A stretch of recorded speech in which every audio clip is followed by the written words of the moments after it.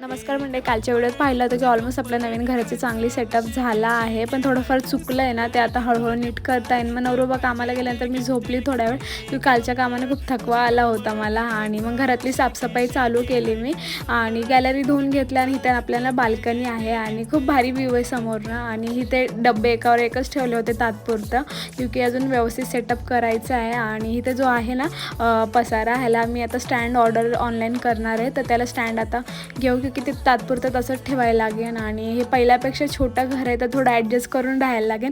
पहिलं अंकलेश्वरचं 2 BHK होतं, हा 1 BHKचं आणि एरिया पण लहान आहे हा रूमचा.